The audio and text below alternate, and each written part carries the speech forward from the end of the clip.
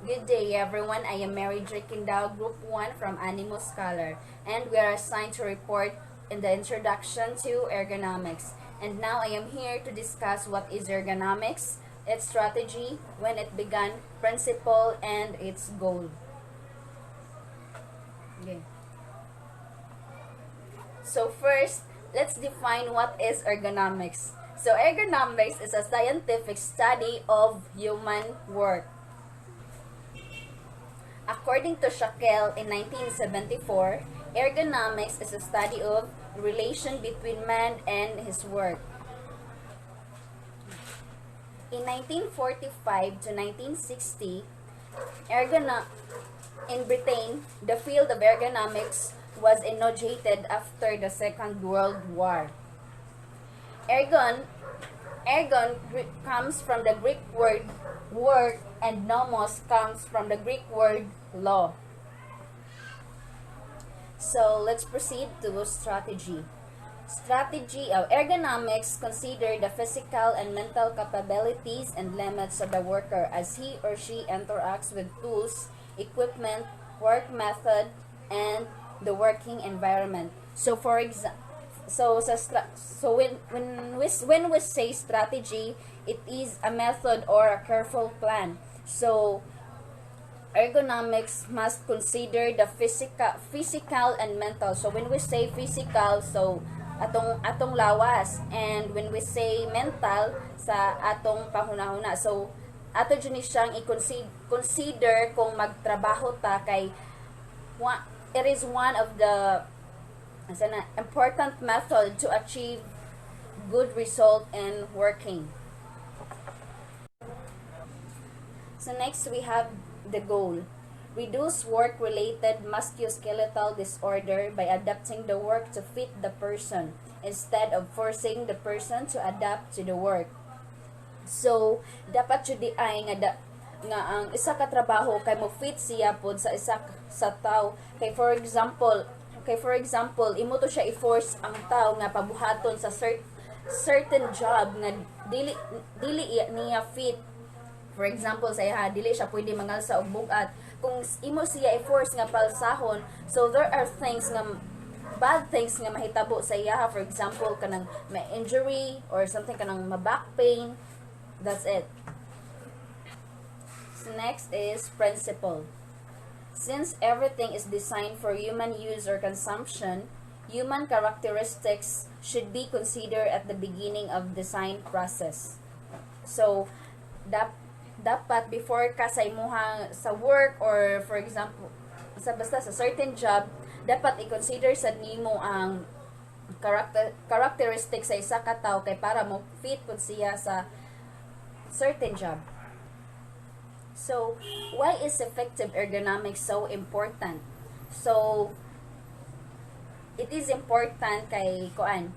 It can make employees more comfortable in the workplace, and it will also increase their productivity when it comes to their work. And also, ergonomics is important because when you are doing a job when you are doing a job and your body is stressed by an awkward posture or extreme temperature, so there are possibilities nga ang imong muscular system kay ma-affected. So it is very important jud nga you have to consider the physical and mental characteristic of the person nga para ma-fit siya sa isa ka job para to have a good result. Have a good day, everyone, and to you, Sir Laurenti. My name is Alma Magan. Tackled about the ergonomic risk factors. So, ergonomic risk factors are the aspect of a job or task that impose a biomechanical stress on the worker. Ergonomic risk factors interact in three areas, which is the worker,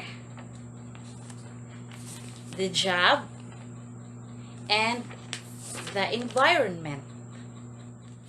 And now, the factors that inherent in a worker is ang edad. So, musculoskeletal impairments are among the most prevalent and symptomatic health problems of a middle age or old age. So, based on my research, by the age of 35 kuno, so most of the people have had their first episode of back pain. So, diha na mag-start ang pagpanakit sa kalawasan or sa back pain sa likod. So, another factors that inherent in the worker is the gender and the strength and endurance. So miingon ta og muscular endurance, so it is the ability of the muscles ug the muscular of strength, it is the maximum amount of force. So, for example, by pulling backwards of object or pushing forwards of an object. And the next is the physical fitness or the physical activities. And the last factors inherent in the worker is the anthropometry. So it is the science studying in the different body size and proportions. So another risk factors inherent is in the job. So it is required the force or exert force on the body, including lifting, lowering, pushing, pulling, bending, pounding, hitting, and jumping. So, lifting posture affect the risk of injury. Example, the weight of the object when lifting heavy items such as a storage box or any heavy object nga imong asahon. So the last ergonomic risk factors that interact is the risk factors in the environment. So one is the heat stress. So for example, in your workplace, init kaayo, so which can result a heat stroke. So para ng a high temperature condition like summer heat, tropical heat, heat from engines, heat from chemical process and reactions, body heat, kainit sa lawas, and welding and friction. So kana siya risk factor gihapon gina siya sa environment. So another is the cold stress, kanang kabugnaw. So it may result shivering, ang pagpamugnaw sa lawas. For example, winter cold or high altitudes or refrigerated surfaces na akaduol ka ana. So this can result in muscles strain as well as cold burns or frostbite and hypothermia. And also a lighting and noise kanang saba. So it can cause pain in your sa dunggan ears, and that may lead to hearing disorders or deafness, ang pagka kanang bungol. And the last factors inherent in the environment is the psychosocial risk factors. So your relationship to your boss and your colleagues. And mao na siya, makig-socialize ka ba? And then, there's one question. What risk factors might the worker bring to the job? So for me, the risk factors might the worker bring to the job are the psychiatric, psychological, and physical injury, illness. And that's all. And that's all to my topic. And have a nice day, everyone. Bye.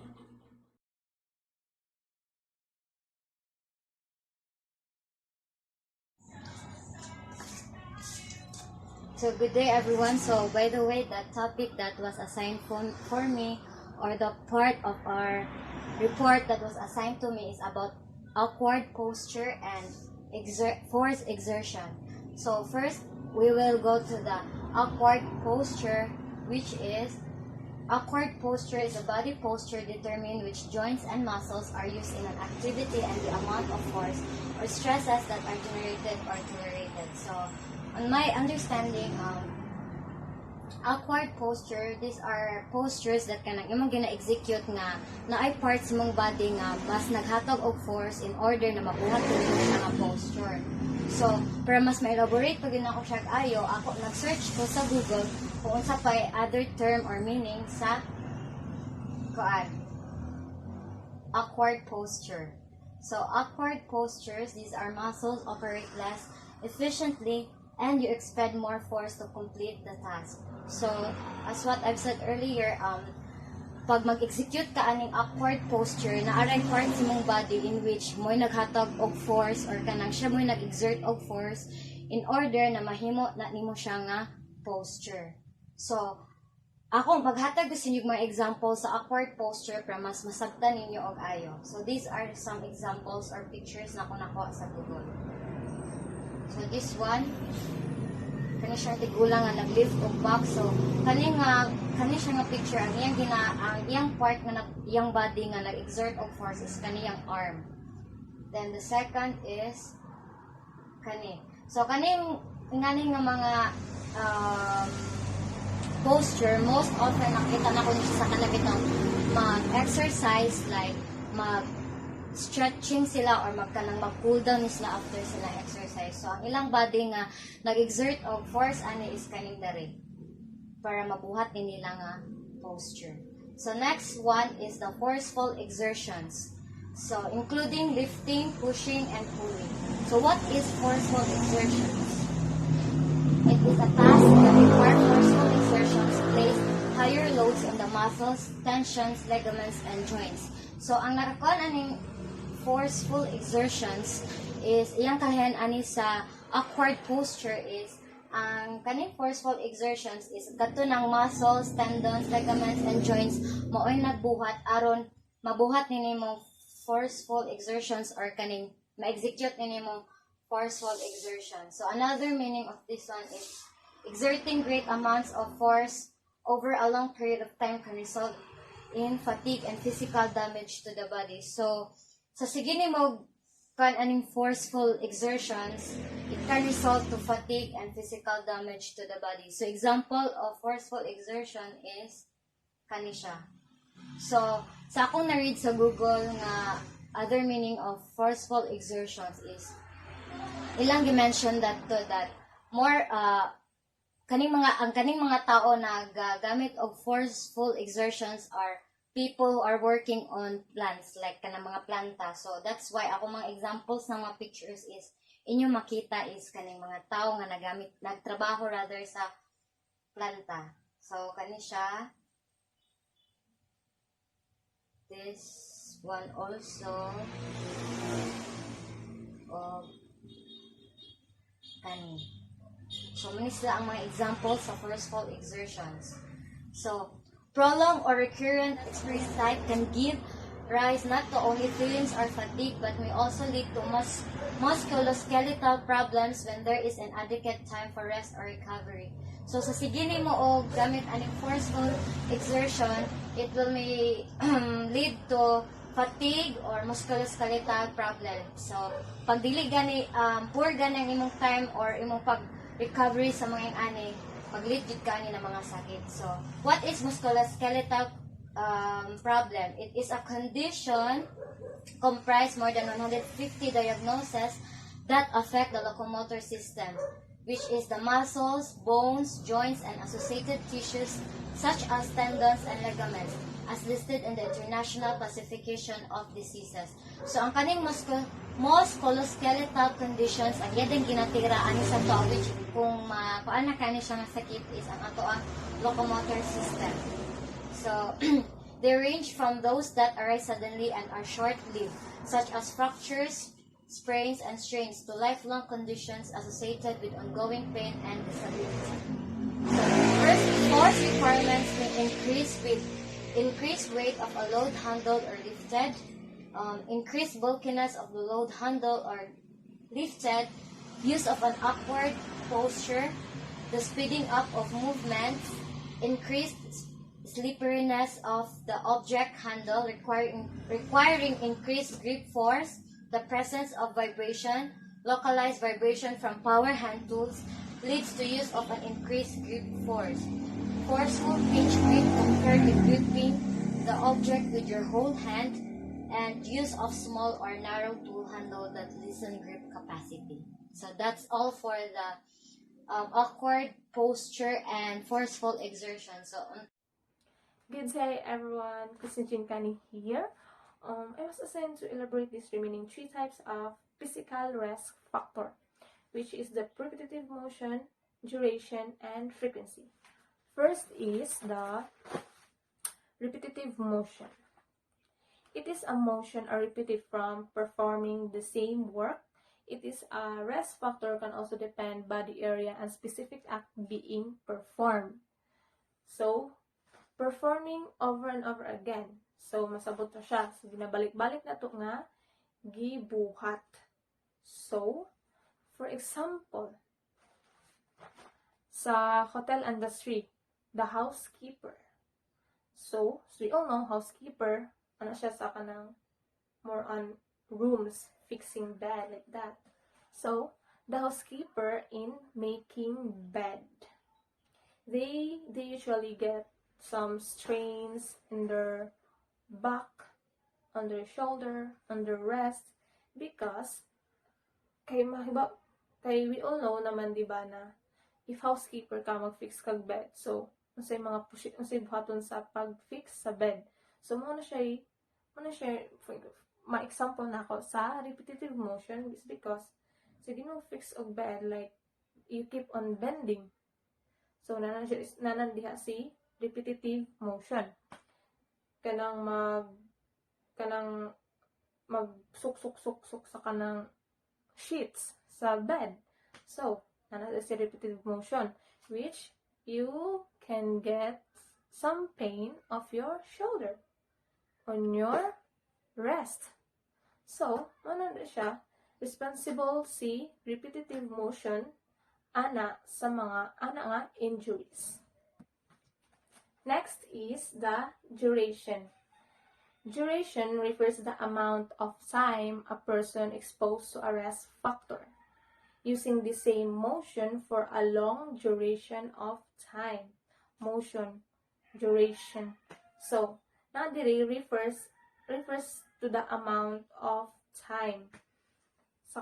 Sa amount sa time nga na-expose ka kanang imuhang gibuhat.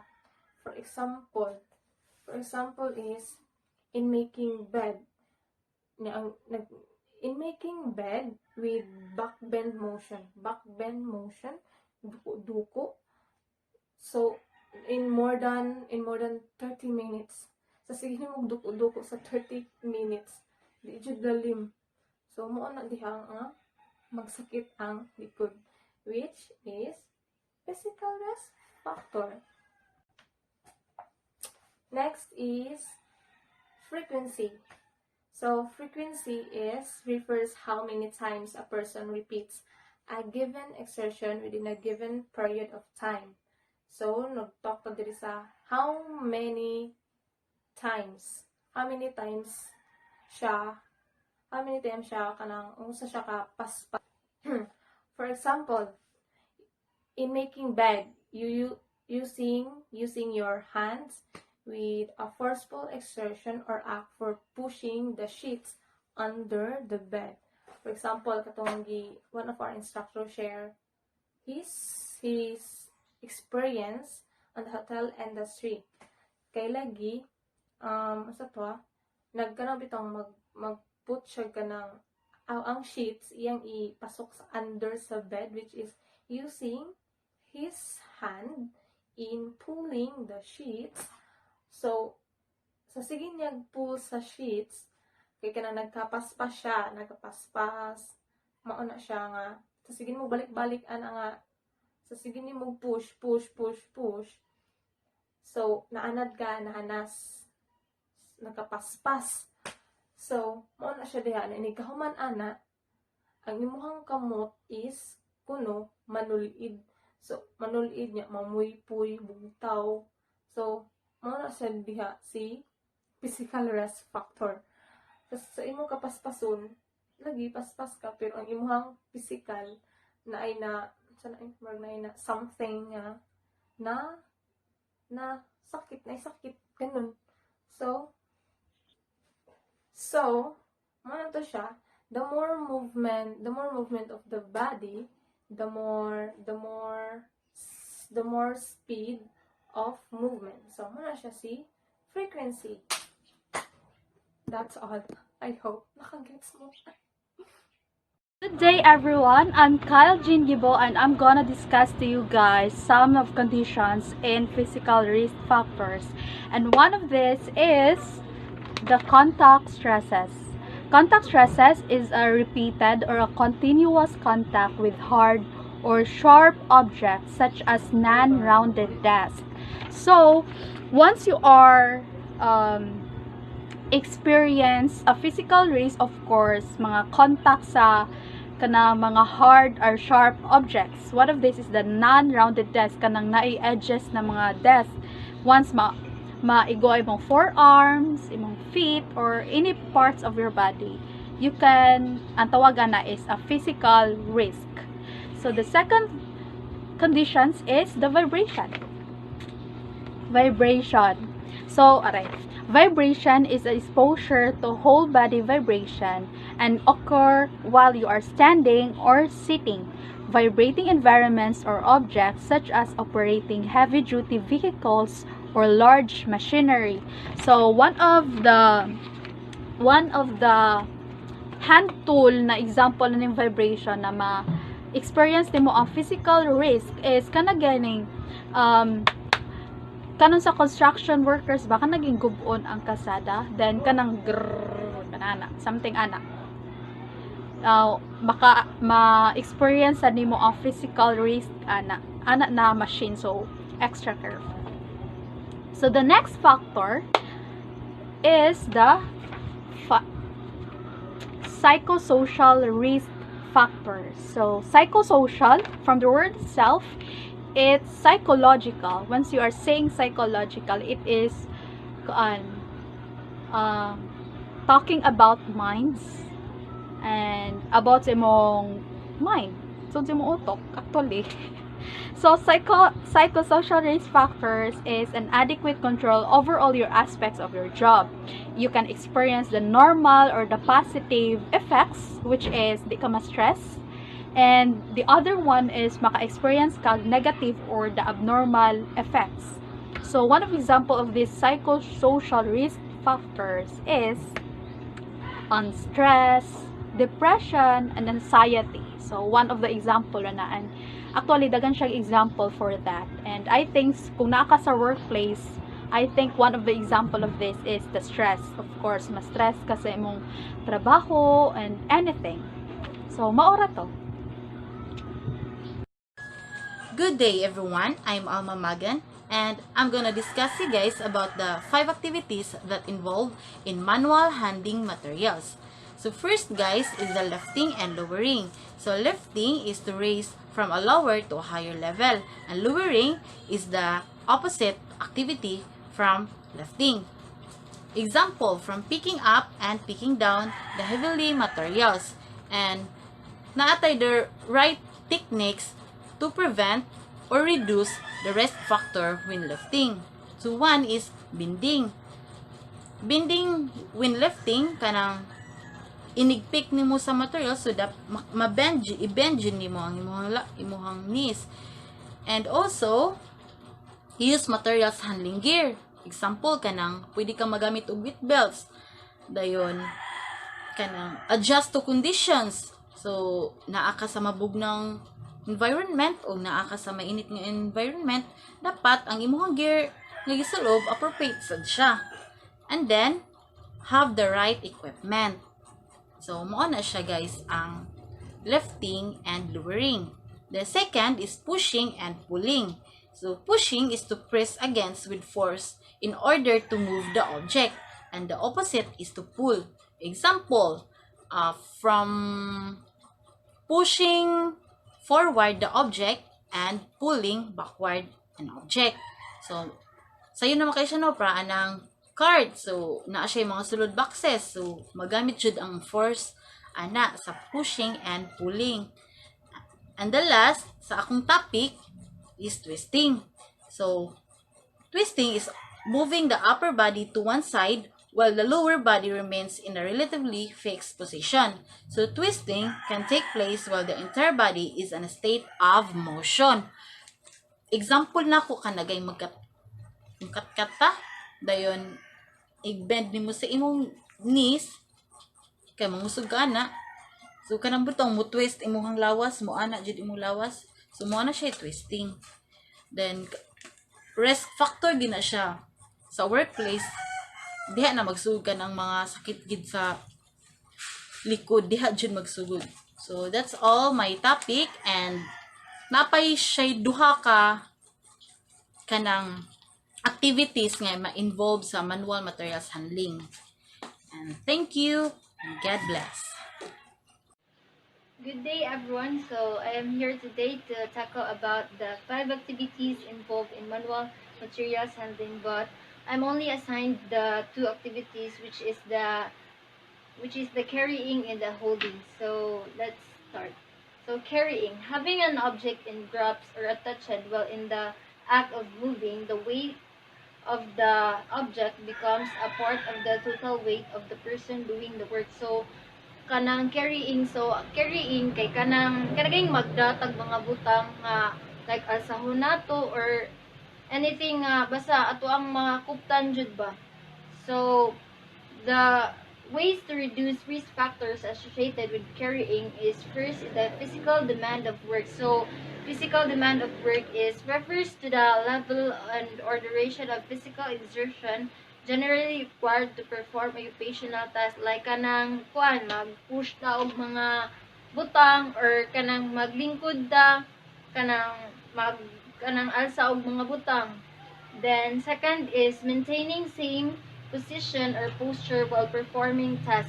So kung mag-alsa kitag butang kinahanglan kung nakay kanang karagay na kay kauban og alsa kinahanglan magsabot jud mo nga same og kanang posture or kanang position kay kanang kanang para ma-level ba. Then the third is the performing motion constantly without short pauses or breaks in between. So kung mag-asa gani tag butang kinahanglan mo pause jud tag adjut or kanang mo orong sa mo pahuway kay kung kanang dili dita mo pahuway ang kanang ato ang mga naing kaso nga ang ato ang mga ugat kay murag maungot gani siya mo nang murag mawagtangan kag energy. So the second activity is the holding. So having an object in one grasp while in a static body position. So holding kanang ang holding so means kanang magkupot ta og mga butang. Di ba kanang understood na nato nga holding kasabot na ta unsa na. So the ways to reduce risk factors associated with holding is reduce order size. So reduce gani imuhang kanang pagamian ang order nga kanang para ini hold nimo sa kanang butang dili siya murag kanang bugat. So reduce demand variability. So mao gyapon reduce kanang understood naman nato ang reduce nga ibanan. So then the third is the reduce the number of items. So para kanang dili kayo bugat nimo nga magkupot ka og mga butang nga imong ikuan kanang pwede ra nimo ibanan na sa para kanang para dili sad bugat para nimo ba kanang para okay ra nimo ba. So kanang so that's all and thank you everyone.